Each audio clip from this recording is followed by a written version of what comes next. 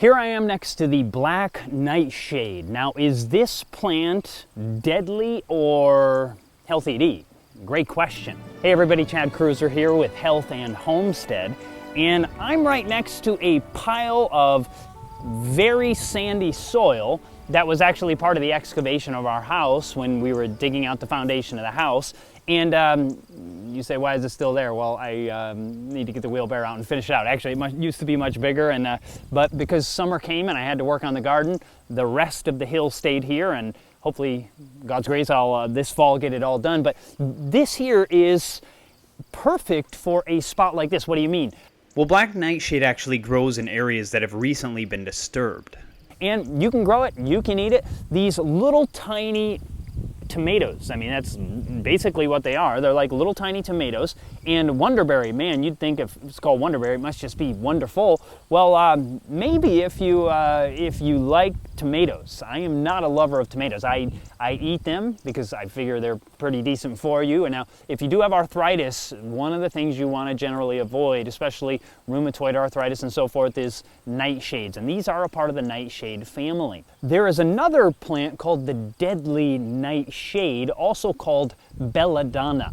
Now, how can you tell the difference when they can look so similar? Same dark, kind of nearly blackish fruit on the end of these. I mean, they look very similar. They have a same five-pointed, if you can notice there's a five-pointed calyx, that five-pointed star, that's called the calyx there. That is normally green. It's kind of dark on these ones right now, more toward the black. The difference is when you look at belladonna, this is called deadly nightshade or belladonna, and you notice that it also has a five-pointed calyx. They're similar, aren't they? But the difference is, on the deadly nightshade, it is generally the calyx is twice the size of the fruit or more, whereas when you're looking here on the black nightshade, you notice that it's actually generally no bigger than the actual fruit itself, or even smaller. On the case here, it's mostly smaller. So what are these actually good to eat? Well, by the way, around the world, these things are consumed. They grow. Where is the range that they grow? They grow literally on every single continent, excluding Antarctica, which very little grows there, obviously. But they grow around the world. It's one of the most common pot herbs that is eaten around the planet. So people eat these things all over the place. Many people say, oh, they're dangerous, they're deadly. They're not deadly.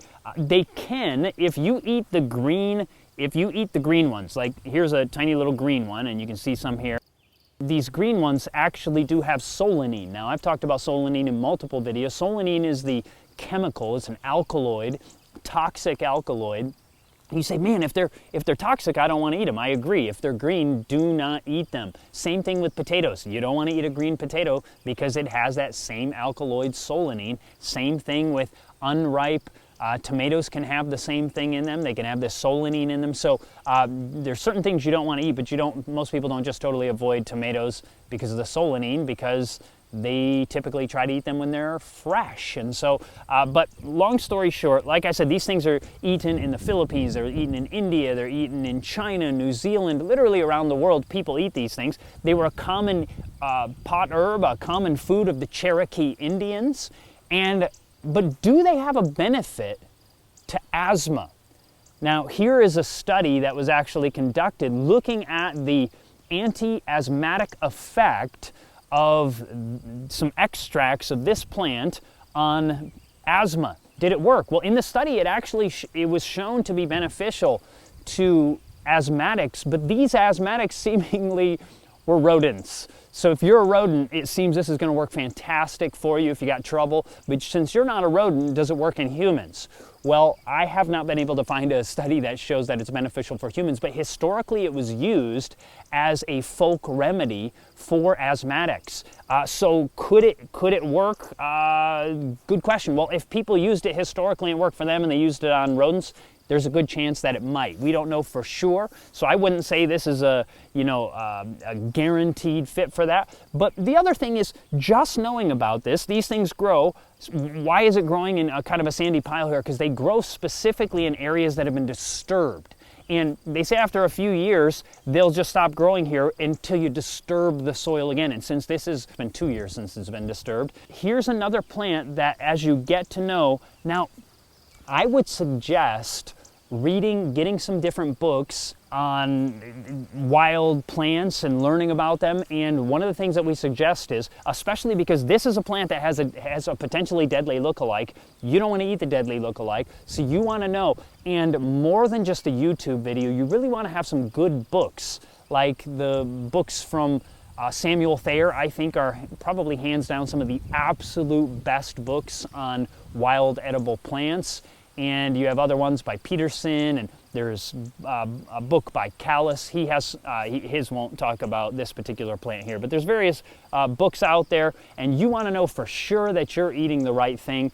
But since this is eaten around the world, you say, Chad, what do you think of the flavor? Well, I think it tastes like a tomato, and I wish I liked tomatoes. I eat them, but I wish I liked them. They're okay. I don't really enjoy them. You know, people say, man, there's nothing like a fresh tomato out of your garden. Yeah, I have them growing in my garden too. And now when they are cooked down and made into tomato sauce, even if you don't add anything to it, just cooking it down to me gives it a good flavor. But fresh tomatoes are not my favorite. But if you're a lover of fresh tomatoes, you'll probably like the flavor of these. Some people might think they're sweeter. I don't know. To me, it just tastes like a tomato.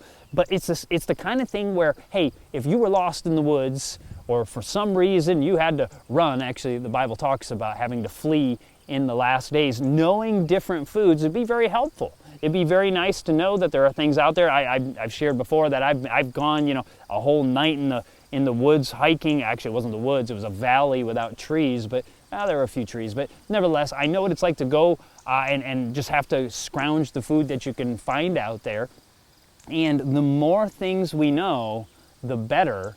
And plus, it's just, there's an intimate connection with nature when you get to know the plants. And I'll talk about that more in a video. But when you can really name them and you become acquainted with them, it's just a special experience. So learn more about this particular plant, the black nightshade, but avoid the deadly nightshade. And the great thing is, once you get to know them well, if you know the true one so very well, you won't be persuaded by any of the lookalikes. You won't fall into that if you know for sure. And make sure to know for sure that you have the right one. So, once again, if you like this video, hit the subscribe button. God bless and have a great day.